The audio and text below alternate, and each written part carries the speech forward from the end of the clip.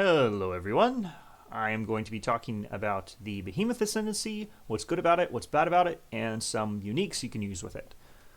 First of all, the most important thing to know about this ascendancy is you have to take Rampager. There are no other options. This is the only path that you can take. Your first ascendancy node will always be Rampager. Rampager, what it does is it allows your hits to count as Rampage kills. So, essentially, this means that you will always have 100% increased damage from Rampager and 50% increased movement speed. You'll be wanting to take advantage of fast attack hits so you can stack Rampage better. And the downside for this is your spells are disabled and your spell skills deal no damage. This is extremely bad because some buffs we really would like on this ascendancy, like Berserk, is considered a spell. Blood Rage is considered a spell, and all of a sudden we need another way of generating frenzy charges. There's a lot of things that you wouldn't think were spells that are spells. Petrified Blood, which enables low life for a lot of builds, is a spell. We can't reserve life either to get to low life, so there's only really one way for us to get to low life, and I'll talk about that later. So already we're not off to a great start. We get 100% increased damage, and in exchange we lose out on like 200% damage in more multipliers. Very big deal, but whatever, we'll work with it. Next we have Dire Rampart, which is your melee hits fortify, and you're going to regenerate 0.2% of life per fortification. Not the best node, not the worst. There's other ways to get, there's a mastery that allows your melee hits to fortify that is probably better in most situations, but we can take it, especially if we need the life regen. Ventila Frenzy is a very good node, and what that does is it gives us 100% increased attack speed per fortification. It's great, and plus 10 maximum fortification, so this is 10% less damage taken from hits. We'll have a total of 30% less damage taken from hits, and that's without investing on the tree. You can pretty easily get another 3 on the tree. So already our defenses are looking pretty decent, and because we'll have life regen and less damage taken from hits, so that kind of covers our bases. We, for reasons we'll describe later, we'll have a lot of life. So defensively, the build's not looking too bad. Then lastly, we have plus 15 maximum rage, very good. 15% chance that when we gain rage on hit, we instead gain our maximum rage. Very nice. This node, Berserkers would kill for this node, because it would give them 100% Berserk uptime, but we can't use Berserk.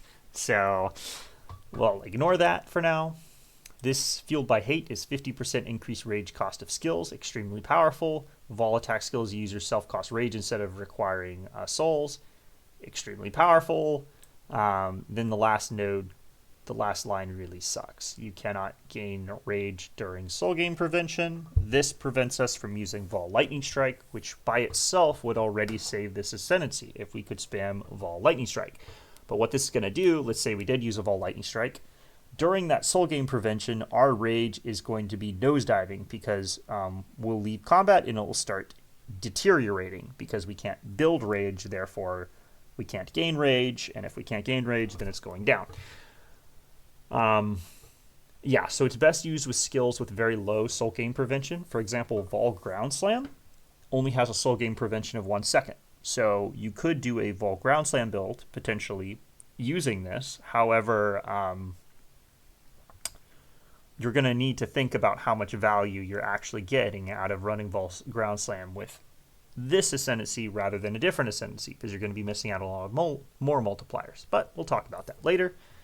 Now we have Final Blow, plus 10 base crit to unarmed strikes, and your critical strike chance is lucky while on low life. We'll talk about how you can potentially get low life. I do think there is an unarmed, it's definitely possible to run an unarmed version of this ascendancy. One thing that sucks though is that bloodthirst support, which is a pretty easy way of scaling damage on this ascendancy, only applies to weapon attacks. So you're stuck with scaling our damage with something like Hollow Palm, which is a more traditional way of doing it, but we're going to be missing out on a bunch of auras that would scale that damage higher. But anyways, then we have these 3 nodes. These are strength stacking / armor stacking nodes, and the important thing to know about them is that I don't see a way to scale armor values very high, even with these nodes.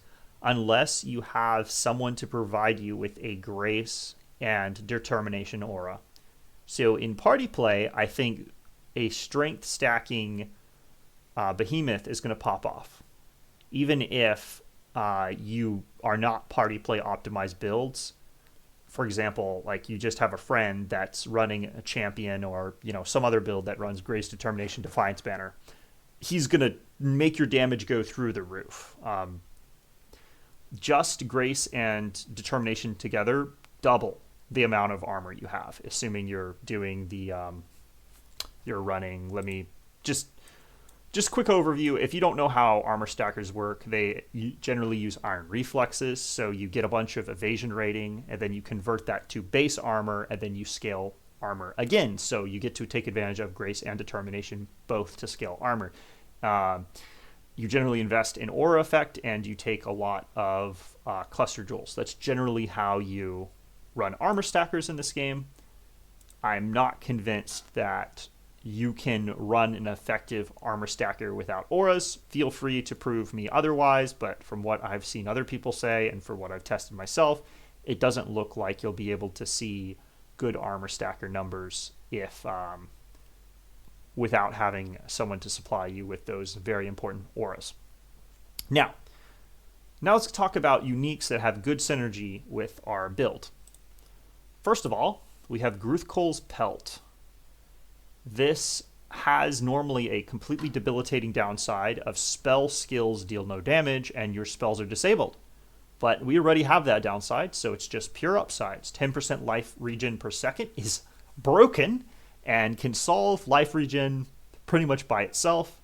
You don't really need to invest heavily in leech in this build. Like, you should probably just grab the generic, a generic source of leech, because why not? It's free, but life regeneration, very good.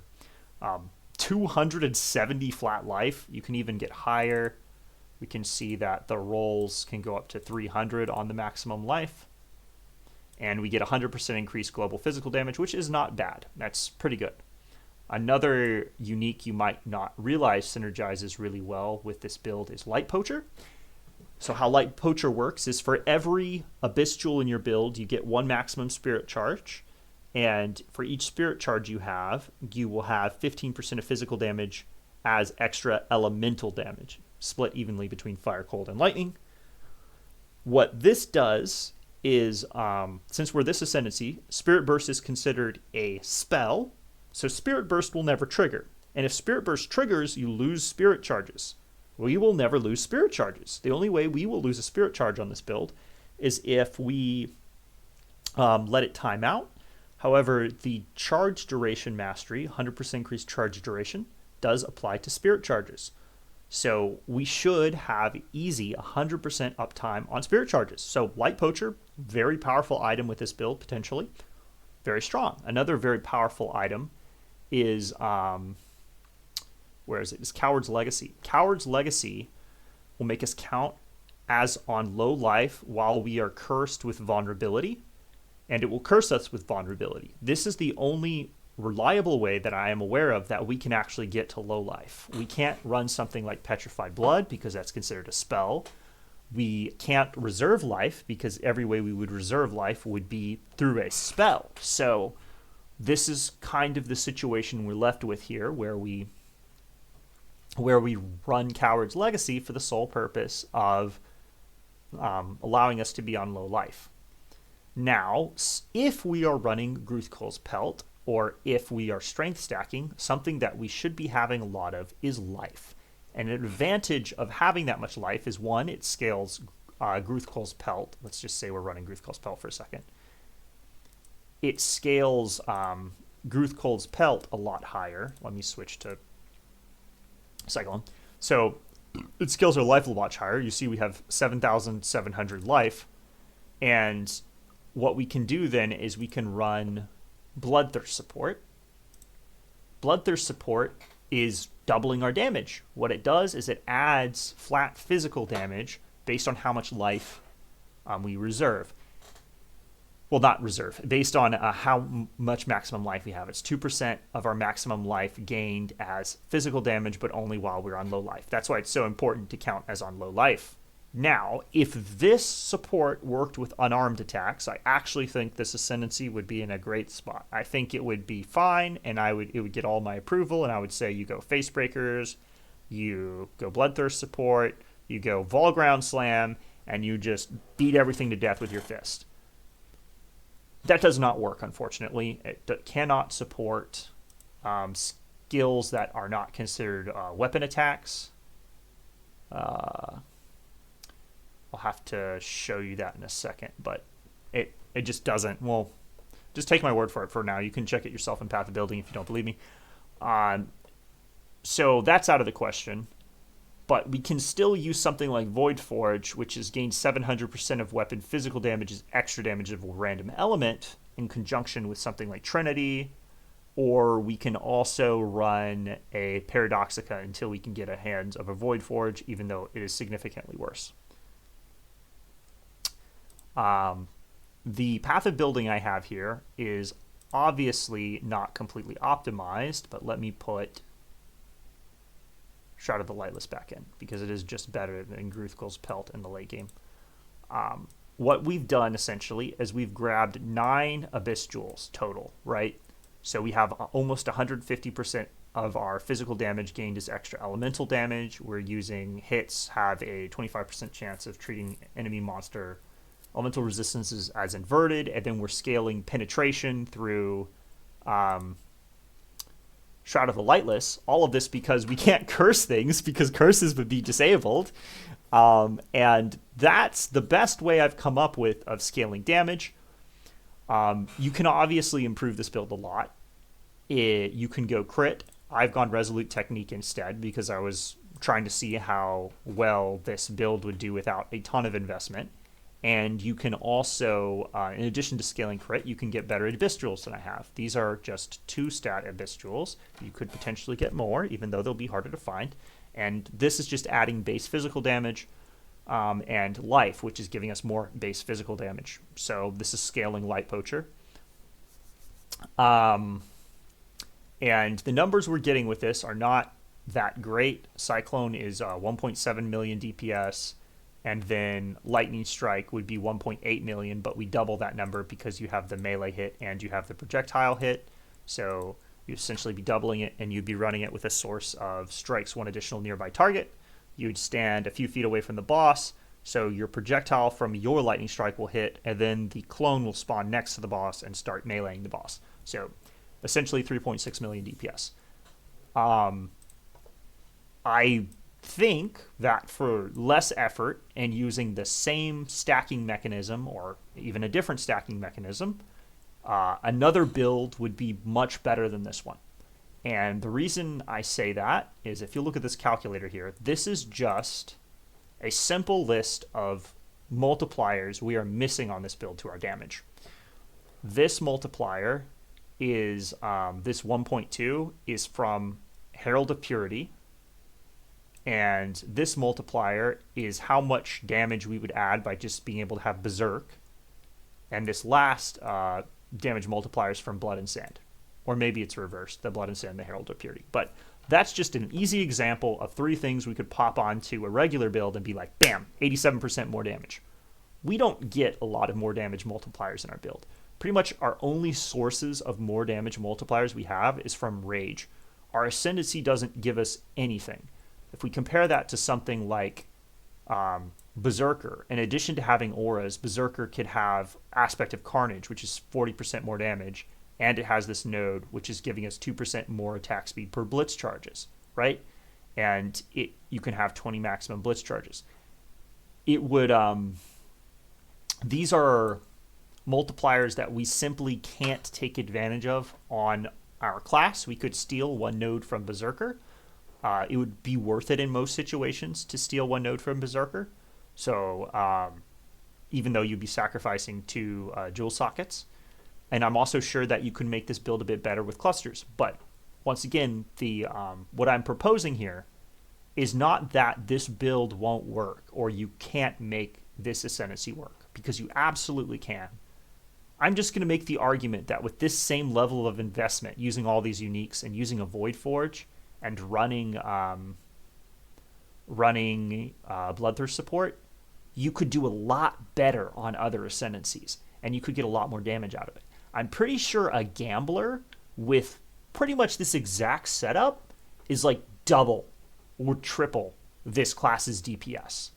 And actually, I'm positive it's double or triple, because if we'll remember, Gambler has let me show you something here in case you do decide that you want to do the same build on Gambler. We can take this, your critical strike chance is lucky, your damage with hits is unlucky.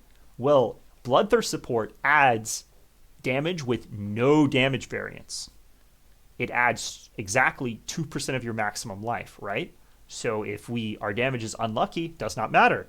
Unlucky damage of 2% of our max life is still 2% of our max life, which is incredibly strong. So this same build on a Gambler is just better than it is on the Behemoth, as sad as it is to say that. I like the Behemoth. I think it's thematically very cool. I think you can definitely league start it, and in some ways it's easier to league start than others because you'll get a lot of free movement speed. You get a lot of value out of your first node, and you don't have to worry about reservation or all these complicated buffs that you might have to press every once in a while. You won't forget to press Blood Rage because you can't press Blood Rage. So in that way, I like the Ascendancy, but I just don't think it's very strong. I hope that other people find a better way of scaling this. And if you have found a content creator that has found a way to come up with a really cool path of building build for this Ascendancy, link it to me, and I'll link it in the description of this video. So anyone who sees the video sees that, hey, I was wrong. There is something you could do. But as I'm seeing this right now, I'm not seeing, I don't think this Ascendancy is very good. I hope you all have a great day.